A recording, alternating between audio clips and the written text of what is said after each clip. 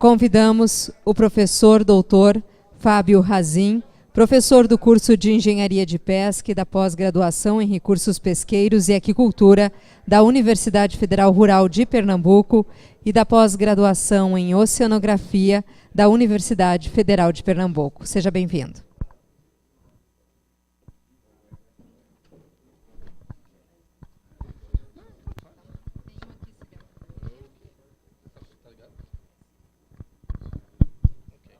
Bom, boa tarde a todos. É uma grande satisfação e uma honra poder estar aqui palestrando sobre um tema de tão grande importância, de tão grande relevância, que afeta tantos pescadores e empresas de pesca no nosso país e a própria segurança alimentar do nosso país. Agradeço ao CONEP pelo convite, por esta oportunidade.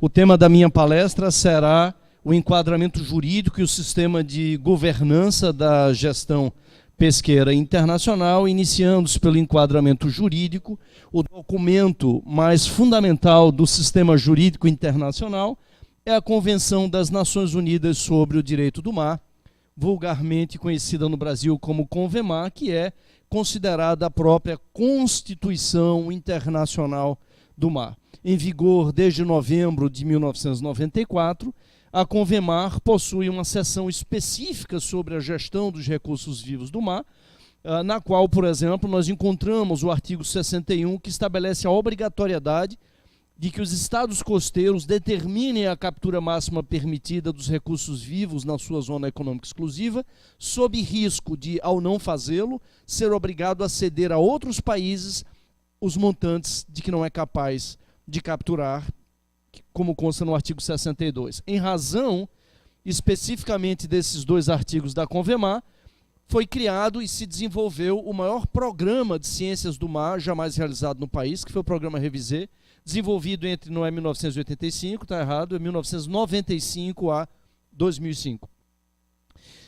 Também traz o artigo 64, que diz que o Estado costeiro e os demais estados cujos nacionais pesquem na região as espécies altamente migratórias devem cooperar, quer diretamente, quer por intermédio das organizações internacionais apropriadas, que são as organizações regionais de ordenamento pesqueiro, com vistas a assegurar a conservação e promover o objetivo da utilização ótima de tais espécies em toda a região, tanto dentro como fora da zona econômica exclusiva. Esse artigo ele é reforçado pelo artigo 118, que diz que os estados, esse aqui já em relação ao alto mar, que estabelece que os estados devem cooperar entre si na conservação e gestão dos recursos vivos nas zonas de alto mar.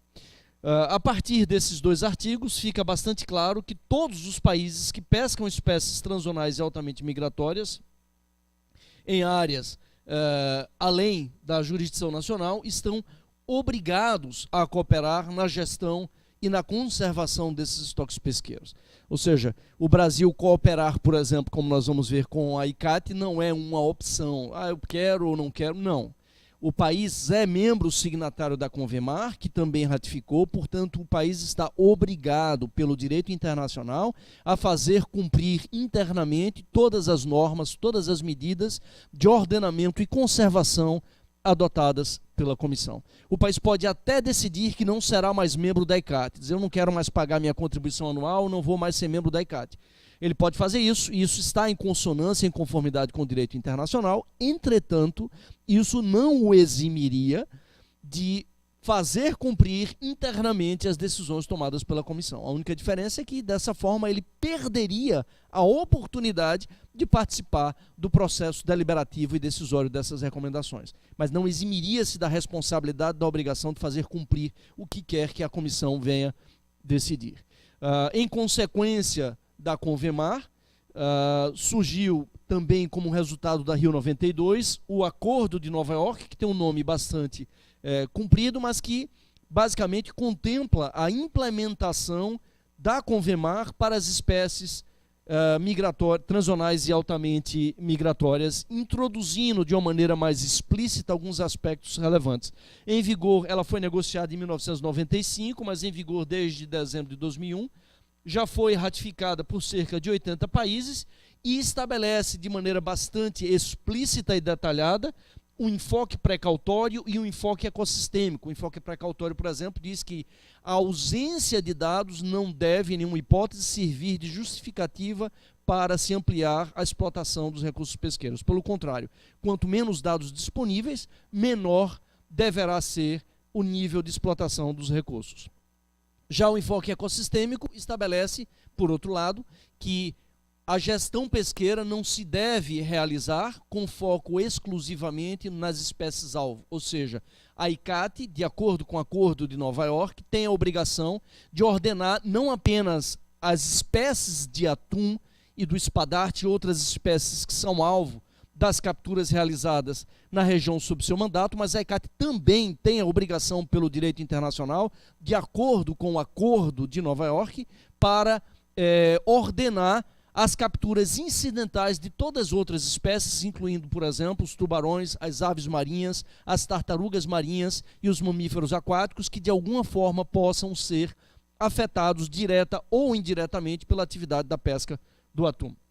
Um outro aspecto, uma outra provisão, uma outra parte, na realidade, extremamente importante do Acordo de Nova York foi o reconhecimento dos requerimentos especiais dos países em desenvolvimento, contido em toda uma parte chamada parte 7, com base na qual o Brasil conseguiu, a partir de um duríssimo processo de negociação, reverter, a partir do início desse século, ao final da década de 90, reverter a aplicação do critério de capturas históricas para a distribuição de cotas de captura por um conjunto de 27 novos critérios, muitos dos quais contemplando os requerimentos especiais do país em desenvolvimento. Para vocês terem uma ideia, até o final da década de 90, as cotas de captura da ICCAT elas eram distribuídas com base nas capturas históricas, ou seja, os países se reuniam, verificava-se quanto a Espanha tinha capturado nos últimos 20 anos, quanto o Brasil tinha capturado nos últimos 20 anos, e se distribuía as cotas de captura na proporção dessas capturas, o que obviamente infligia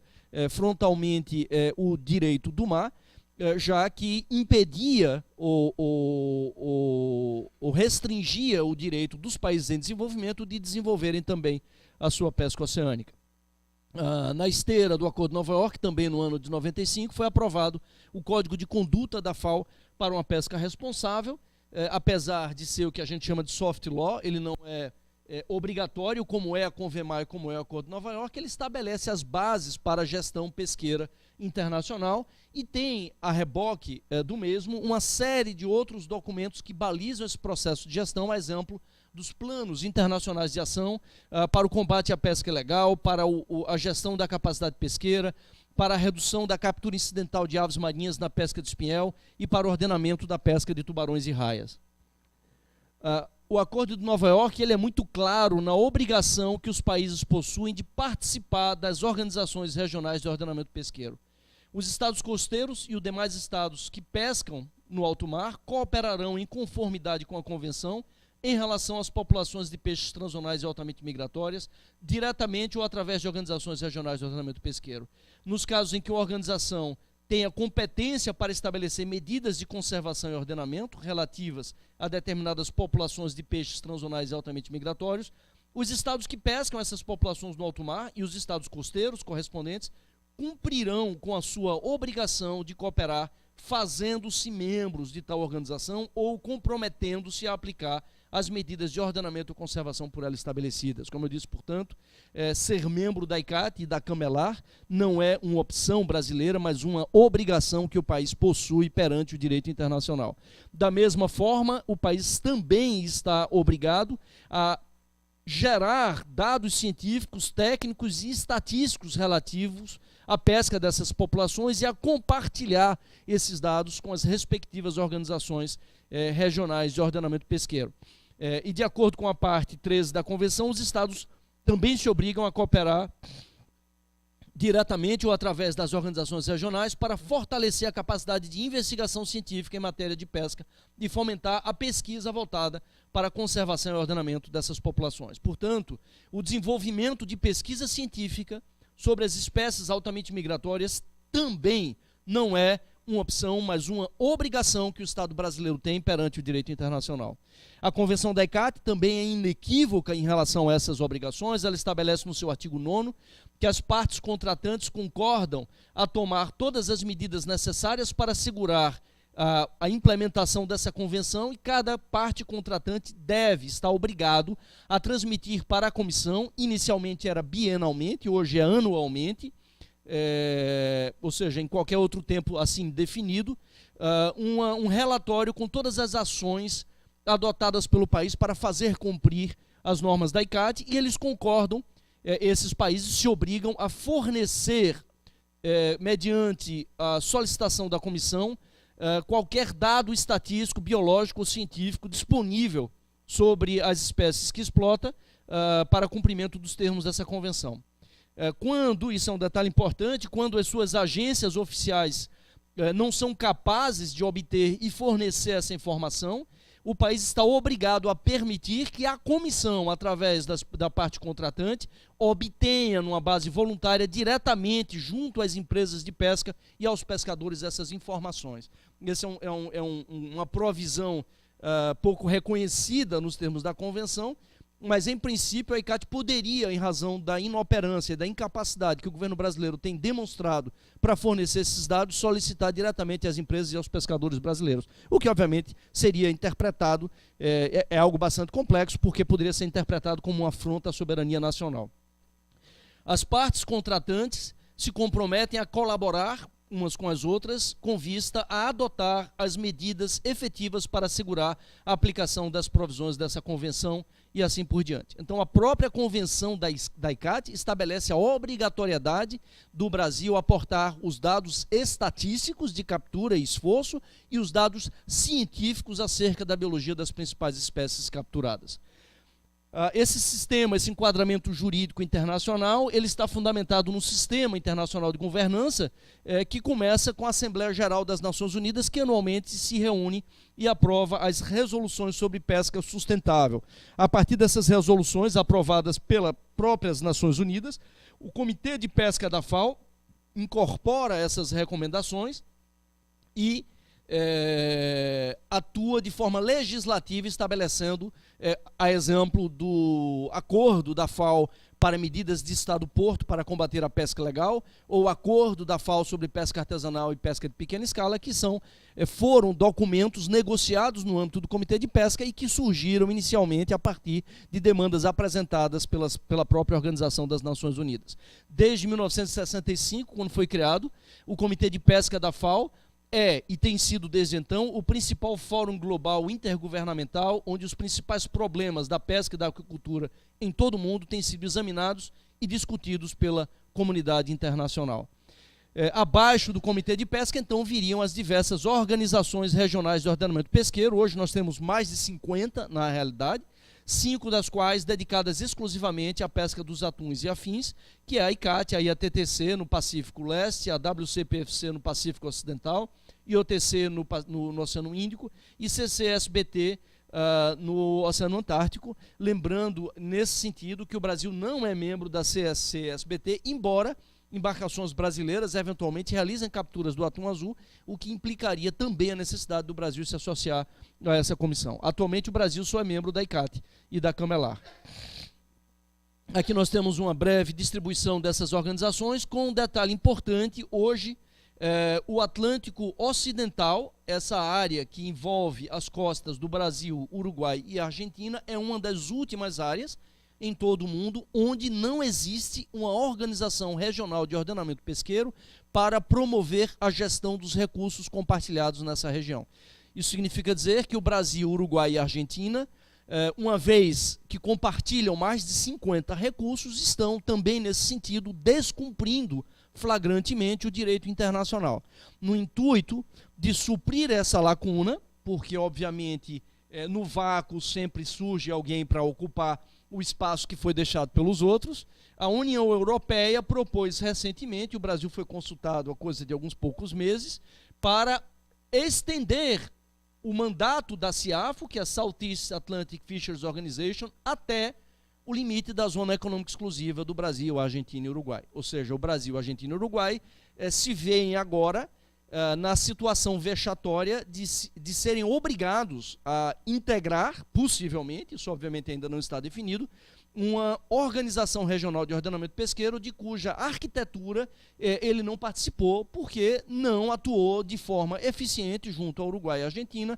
na construção ou na criação dessa organização necessária para essa região, que já existiu no passado, tinha o nome de Carpas, mas que foi extinta em inícios da década de 90. Mas se tornou inoperante muito antes disso. Existem, como eu disse, 5 organizações regionais de ordenamento pesqueiro. A principal delas é a Comissão Internacional para a Conservação do Atum Atlântico, cuja área de abrangência envolve todo o Atlântico Norte, Atlântico Sul e o Mar Mediterrâneo. Bom, como é que funcionam essas organizações? O exemplo da ICCAT. Ela possui uma comissão, foi fundada em 1966, no Rio de Janeiro. Curiosamente, para quem não sabe, houve uma discussão grande se a sede não seria no Recife, e no final a Espanha ganhou essa queda de braços e terminou levando a sede para Madrid, mas se cogitou durante um tempo Recife ser a sede da ICCAT. Talvez o nosso histórico, se isso tivesse acontecido, pudesse ter sido diferente do que foi ou do que está sendo, pelo menos no presente momento. A ICCAT faz esse ano 51 anos e conta, acredito que com mais de 50 membros. Não atualizei a última, não consultei recentemente, mas acredito que já tenha ultrapassado de 50 membros e partes cooperantes. Ele é formado por um comitê permanente de pesquisa e estatística. O que é que esse comitê faz? Ele se reúne todos os anos, se reuniu agora no final de setembro, início de outubro, sempre aproximadamente essa data, compila os dados aportados pelos vários países que pescam os atuns e afins, estuda esses dados, aplica modelos matemáticos e conclui quais são os níveis de captura compatíveis com o rendimento máximo sustentável. Então o SCRS, como é conhecido, ele diz à comissão, olha, de albacora, bandolim, por exemplo, só se pode capturar anualmente em bases sustentáveis 65 mil toneladas. Esse é o trabalho do subcomitê científico. Subsequentemente, a comissão, na reunião que ocorrerá a partir de 14 de novembro desse ano, portanto, com base nas recomendações de medidas de ordenamento apresentadas pelo SCRS, decide como essas medidas são implementadas e, principalmente, como essa captura total de 65 mil toneladas, por exemplo, será distribuída entre as várias partes contratantes. Quanto caberá, por exemplo, ao Brasil capturar dessas 65 mil toneladas, à União Europeia, aos Estados Unidos e assim por diante. A estrutura nacional, de certa maneira, eu diria não de certa maneira, quase que identicamente espelha essa estrutura da ICCAT. A estrutura do CPGs tem uma estrutura espelhada na ICCAT, e inclui o Comitê Permanente de Gestão, que é consultivo, da mesma forma que a comissão, que é o responsável pelas recomendações de medidas de ordenamento ao governo brasileiro, e um subcomitê científico cuja função, cuja missão é apoiar esse processo decisório com informações científicas, instruindo e orientando, inclusive, o governo brasileiro na forma como as medidas adotadas no âmbito da comissão podem ou devem ser internalizadas.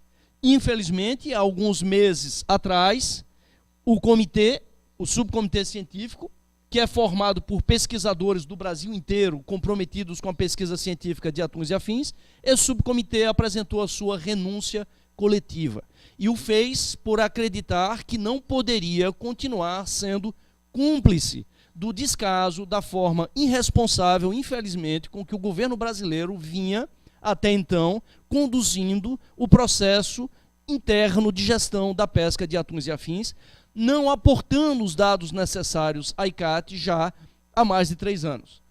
Situação esta agravada particularmente pelo anúncio feito pelo Brasil na reunião da comissão do ano passado de que até dezembro de 2016 o Brasil estaria os recursos necessários para a retomada das atividades do subcomitê científico e para a retomada dos trabalhos de compilação, coleta e análise dos dados estatísticos estariam sendo repassados e, portanto, a situação até então de descumprimento do Brasil seria retificada.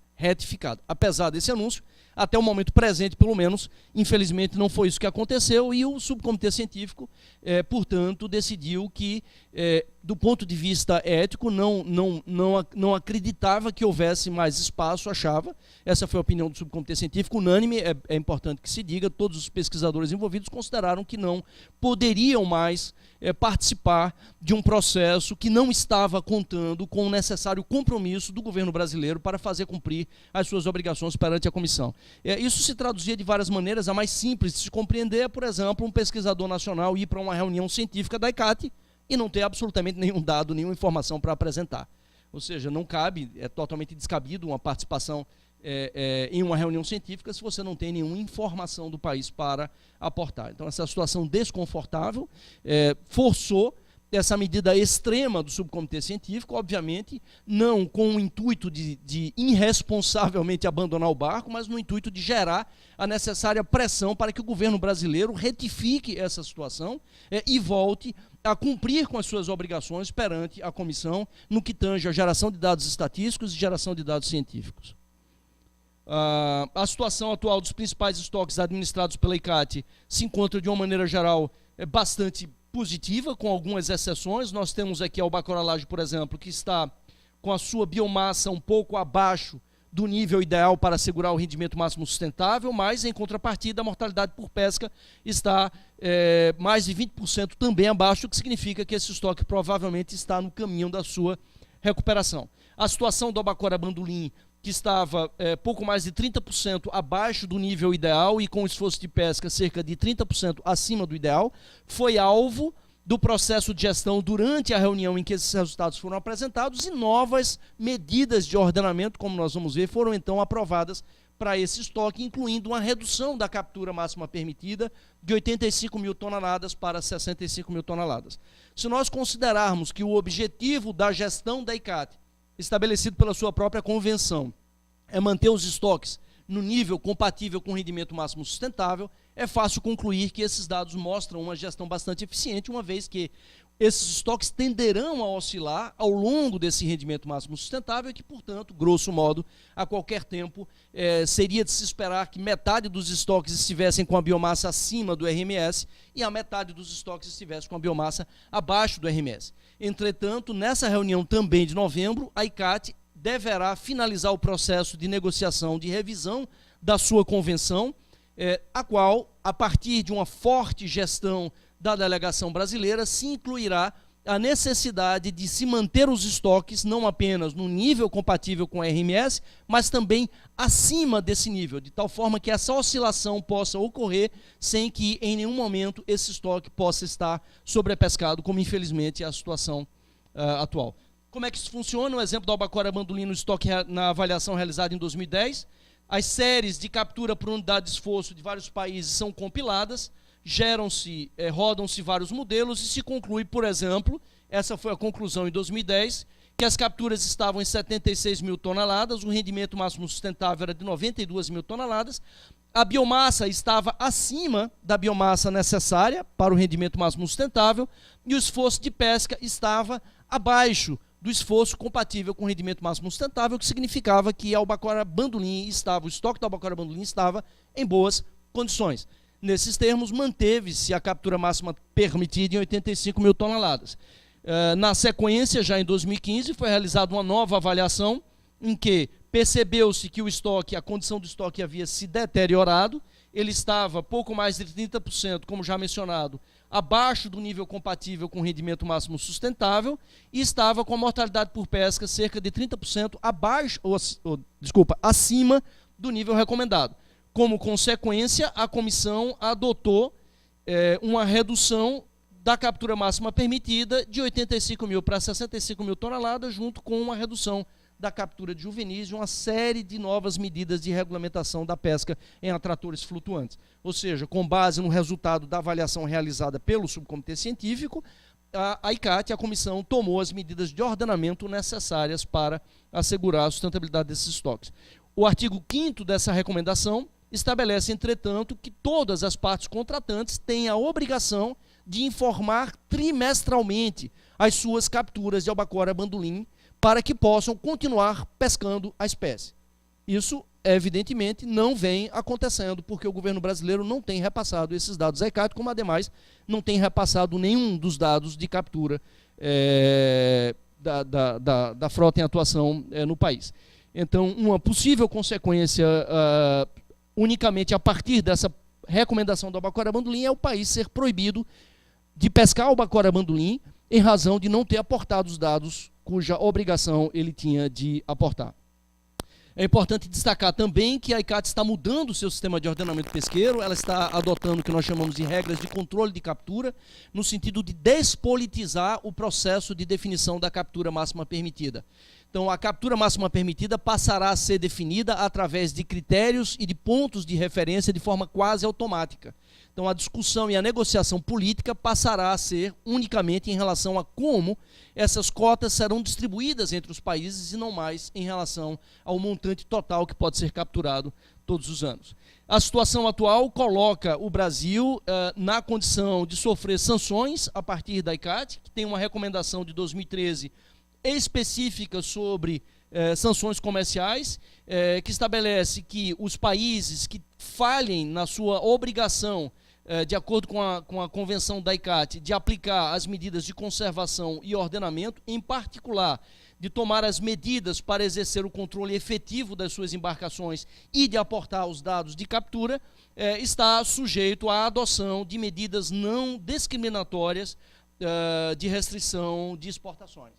Então, hoje, de acordo com a recomendação 613, qualquer país dos 50 na ICAT pode solicitar a suspensão do direito do Brasil de exportar albacora-bandolim para os países que fazem parte da comissão. Partes contratantes que não reportem os dados de captura à ICAT, incluindo aquelas capturas que são nulas, para uma ou mais espécies para um dado ano, nós estamos há 3 anos em descumprimento, de acordo com os requerimentos do SRS, deverá ser, ou seja, não pode ser, é mandatório, deve ser proibido de capturar essa espécie nos anos subsequentes. Então, seja pela medida relativa a recomendação relativa às sanções comerciais, seja a essa recomendação que a gente chama de no data, no fishing, ou seja, sem dados, sem pesca, o Brasil hoje já se encontra numa situação absolutamente vulnerável de ter não apenas a sua pesca de atum no Atlântico proibida, mas as suas exportações. E é importante a gente destacar que essas implicações também se estendem à aplicação dos critérios de alocação de cotas de captura. Lembram que a divisão era feita apenas com base nos critérios históricos? Nós conseguimos mudar isso e incluímos vários critérios. Alguns deles, por exemplo, dizem que para ter direito à cota, o país deve ter a habilidade de aplicar as medidas de ordenamento e conservação da ICAT, coletar e fornecer dados acurados dos recursos relevantes, coisa que o país não está fazendo. Então, se houvesse hoje um exercício de distribuição de cota de captura, qualquer país pode dizer, olha, o Brasil, infelizmente, não vai ter direito a receber nenhuma cota de captura porque ele está em flagrante desrespeito dos critérios definidos pela comissão. Além disso, os critérios de alocação incluem o histórico de cumprimento, ou seja, dizer, não, a gente agora, a partir de agora, vai começar a fornecer os dados. Ok, mas nos últimos 3 anos o Brasil forneceu os dados? Não. Então o Brasil vai ser penalizado na alocação de suas cotas de captura porque ele não cumpriu os termos estabelecidos na convenção. Esses são 2 slides que eu trago aqui para vocês apenas para mencionar as possíveis sanções. Além das sanções que nós estamos submetidos perante a ICAT, nós estamos submetidos também à possibilidade de sanções pela União Europeia. A União Europeia tem uma regulamentação 1005, que foi depois complementada pela 1010, que estabelece a possibilidade de que, ao considerar que algum país pratique pesca ilegal, a União Europeia pode listar esse país, dar a esse país o que eles chamam de um cartão vermelho, e o país ficará proibido de exportar, reparem, não é só atuns para a União Europeia, é qualquer produto pesqueiro para a União Europeia. Então, a partir do descumprimento do Brasil perante a ICAT, nós ficaremos proibidos de exportar qualquer tipo de pescado para a União Europeia, caso a União Europeia assim o decida. Tá? Não estou aqui querendo pintar o quadro mais negro do que é. A União Europeia já vem praticando isso com vários países.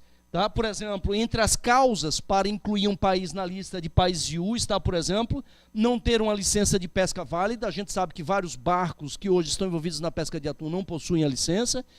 Não cumprir com as suas obrigações de reportar os dados de captura. Pratica a atividade de pesca na área coberta pela ICCAT, pela Organização Regional de Ordenamento Pesqueiro, sem cumprir com as medidas de ordenamento e conservação implementadas por essa organização. Então, a União Europeia hoje tem todos os elementos necessários para impor uma suspensão, uma proibição da exportação de produtos pesqueiros do Brasil. Só ficariam de fora os produtos oriundos da aquicultura. E, para não dizer que isso não acontece, aqui tirado de um jornal publicado há 2 anos, a União Europeia ameaça a Tailândia, que é o 3º maior exportador mundial, de uma proibição de exportação em razão da sua pesca ilegal. Vários países, ou seja, será que o Brasil será o próximo? Todos esses países aqui, uma lista de 24 países, já foram identificados pela União Europeia. Então isso não é algo que poderá acontecer no futuro remoto. Não, isso é algo que poderá acontecer concretamente, imediatamente após a reunião da ICCAT, que ocorrerá em novembro. Porque o Brasil não tem cumprido com as suas obrigações perante a Comissão, como nós vimos desde o início, sendo essa uma obrigação fundamental do direito internacional. O mesmo pode acontecer a partir dos Estados Unidos, que através da sua lei de pesca, do Magnuson-Stevens Fishery Conservation Management Act, e reforçado pela lei 114/81 da mesma maneira, pode identificar países e proibir, sob o direito discricionário do secretário de pesca, no caso do secretário do comércio, que é o diretor, o presidente do NOAA, a importação daquele país. Obviamente essa medida é tomada pelo secretário do Tesouro. Vejam os países que já foram também aqui identificados. 14 países já foram identificados pelos Estados Unidos e tiveram restrições às suas exportações.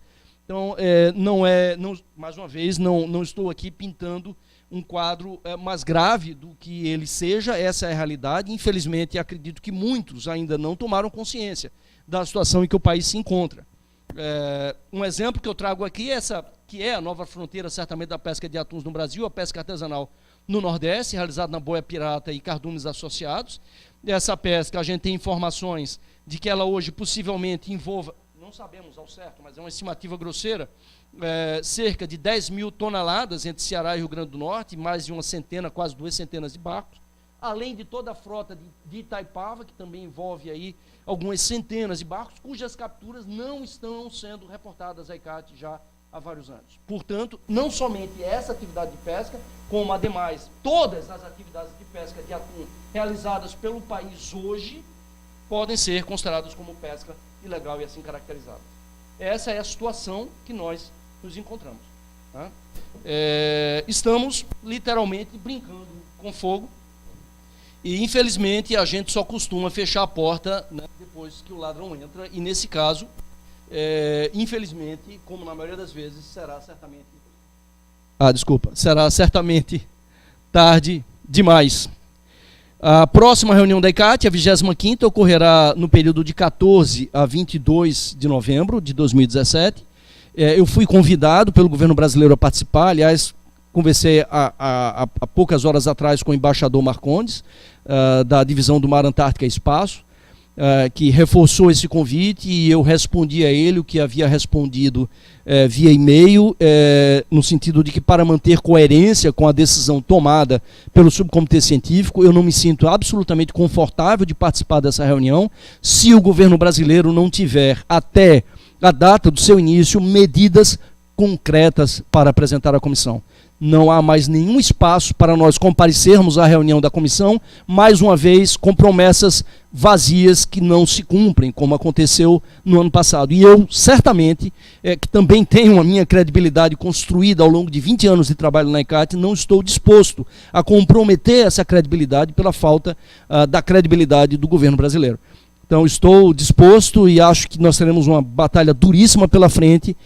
Estou disposto a participar dessa batalha, como tenho ademais participado nas últimas 20 reuniões da ICCAT, mas não me sinto confortável de fazer isso, a não ser que o governo brasileiro, de fato, tome medidas concretas. E acredito que do quadro que eu aqui expus, cada um de vocês deve compreender a responsabilidade que todos nós temos, vocês particularmente como setor privado, da pressão necessária para que isso ocorra. Não podemos mais conviver com essa situação de descaso e de irresponsabilidade com que o governo brasileiro tem tratado as convenções internacionais, porque as consequências virão e serão extremamente pesadas e negativas. A pergunta que eu deixo é: quem vai pagar pelo imenso prejuízo socioeconômico infligido ao setor pesqueiro nacional a partir dessas consequências?